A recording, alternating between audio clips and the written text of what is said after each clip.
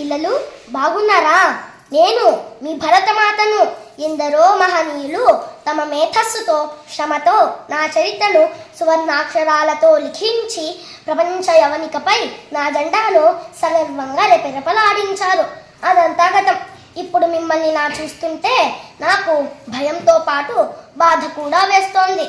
ఉదుగు రక్తంతో చెమ చిందించి దేశ సంపదను సృష్టించడం మాని జనత ఉచితాలకు యువత బతుకు అలవాటు పడి నన్ను అప్పుల ఊబిలో దించి నన్ను ఒక బిచ్చగత్తెలా మారుస్తున్నారు.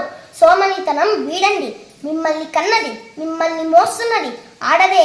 అలాంటి తల్లులపై నానాటికి మీరు చేస్తున్న అకృత్యాలు నన్ను కలచివేస్తున్నాయి.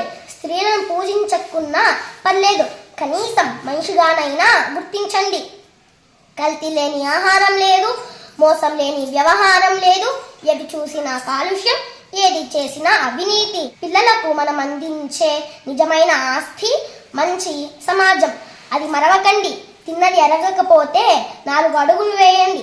అంతేకాని కులాలు, మతాలు, ప్రాంతాలు అని గోడలు కట్టి గొడవలు పెట్టి దేశ ఐక్యతను విచ్ఛిన్నం చేయకండి.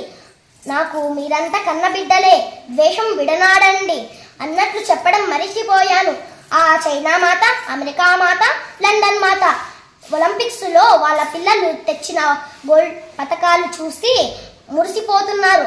కాస్త పిల్లలకు సెల్ ఫోన్లు ఇవ్వకుండా కొంచెం ఆటలు ఆడుకోనివ్వండి. ఆ ఒలింపిక్స్ పథకాలేవో మన వాళ్ళు కూడా తెస్తారు.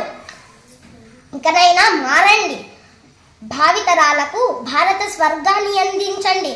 మీరు మారితే నేను మారుతాను. ఎందుకంటే మీరే నేను. మారుతారు కదూ.